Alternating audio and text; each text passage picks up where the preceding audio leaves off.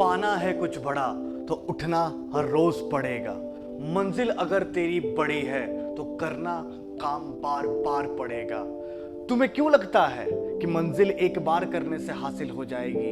इतना काम करो और इतनी बार करो कि मंजिल को भी लगे कि बिना इसे मिले ये काम को छोड़ेगा नहीं।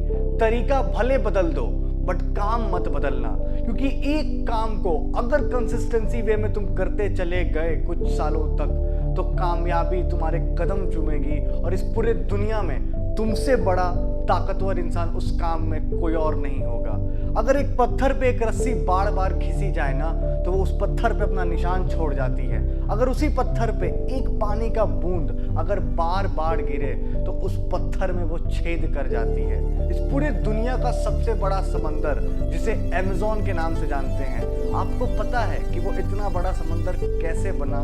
एक पत्थर है जिसमें से एक बूंद पानी गिरता है और दूसरा बूंद गिरने में 8 सेकंड का वक्त लगता है। आप सोच करके देखिए, एक पानी का बूंद टप से गिरा, 8 सेकंड का वक्त लगेगा, फिर दूसरा बूंद गिरेगा। सिर्फ यही एक प्रोसेस है और अमेज़न आज दुनिया का सबसे बड़ा समंदर है सिर्फ एक वजह से, क्योंकि वो हजारों सालों से कंटिन्यूअस कंसिस्टेंसी से गिर रहा है, वो कभी रुका ही नहीं। ये पावर होती है कंसिस्टेंसी की, ये पावर होती है किसी भी काम को बार बार करने की। आप किसी भी सक्सेसफुल पर्सन को उठा करके देख लीजिए, उन सब में आपको कुछ कॉमन मिले या ना मिले, ये जरूर कॉमन मिलेगा कि उन्होंने एक काम को बार बार किया है। आज दुनिया के सबसे अमीर इंसान और सारे यंगस्टर के मन में बैठे हुए इलॉन मस्क, अगर उन्हें जिद आ गई थी कि मुझे रॉकेट बनाना है, वो अपना सारा काम छोड़ करके रॉकेट बिना एक साइंटिस्ट हुए एक बुक और कॉपी को लेकर के बैठ गए और कंसिस्टेंसी से काम करते चले गए। तब तक वो रॉकेट बना नहीं। उन्होंने ठान लिया था कि इलेक्ट्रिक व्हीकल बनाना है, कंसिस्टेंसी से लग गए बिना किसी उम्मीद के, और आज हम और आप जानते हैं टेस्ला किस मुकाम पर है।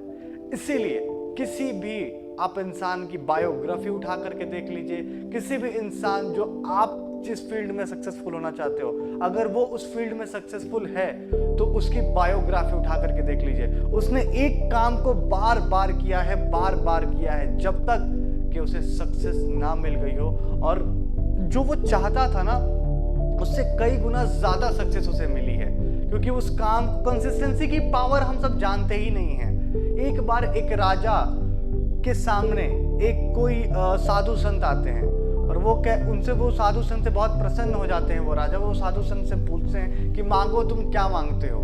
पता उस साधु संत ने उनसे क्या मांगा था कि सर, जो आप शतरंज खेल रहे हैं ना, उस शतरंज के पहले ढांचे में जो पहला बॉक्स है उसमें चावल का 1 दाना रखिए, दूसरे बॉक्स में उस चावल का 2 दाना, तीसरे बॉक्स में 4 दाना, चौथे बॉक्स में 8 दाना।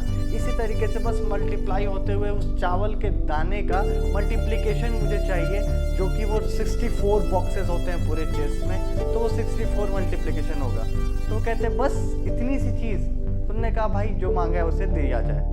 आपको पता है कुछ देर के बाद पूरे राज्य में हाहाकार मच गई, क्योंकि उसने जितना चावल मांगा था ना उतना पूरे दुनिया में उस समय नहीं था, उस पूरे राज्य में नहीं था। वो पूरा राज्य बिक सकता था बट वो उसके उस चावल के डिमांड को पूरा नहीं कर सकता था, क्योंकि वो साधु पावर ऑफ कंसिस्टेंसी जानता था कि बार बार एक ही चीज को मल्टीप्लाई करते किया जाए तो उसका बदलाव कितना बड़ा आ सकता है। इसीलिए आप जो भी आज कर रहे हैं, कल के आउटकम को मत सोचिए। आप आज जो कर रहे हैं, अगर ये कंटिन्यूअस आपने कुछ टाइम तक किया तो उससे क्या मिलेगा वो सोचिए। कंपाउंड इंटरेस्ट सोचिए। कंसिस्टेंसी और कंपाउंडिंग इंटरेस्ट बहुत सिमिलर है।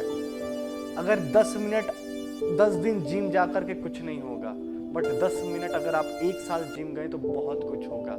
एक दिन बर्गर और पैटीज खाने से भी कोई मोटा नहीं होता, लेकिन अगर ये 1 साल तक खाएं तो वो बहुत बदलाव आ जाता है, उसकी पूरी फिजिकल फिटनेस बिगड़ जाती है। इसीलिए आप कल के आउटकम को मत सोचिए, आप परसों के भी आउटकम को मत सोचिए, आप 10 दिन के बाद के आउटकम को भी मत सोचिए, 1 महीने के बाद को भी मत सोचिए। आप सोचिए कि इस काम को अगर लगातार आप 1 साल तक करें तो कितना बड़ा बदलाव आ सकता है और आप कितना कुछ बदल सकते हैं और आप किस मकाम पर पहुंच सकते हैं। इसीलिए आप अपने ऊपर भरोसा रखिए, अपने काम के ऊपर भरोसा रखिए, कंटिन्यूअस नॉलेज को एक्वायर कीजिए और कंसिस्टेंसी से आगे बढ़ते जाइए और बार बार अपने काम को करिए बिना डिमोटिवेट हुए, बिना किसी भी डिमोटिवेशन के। Thank you so much everyone.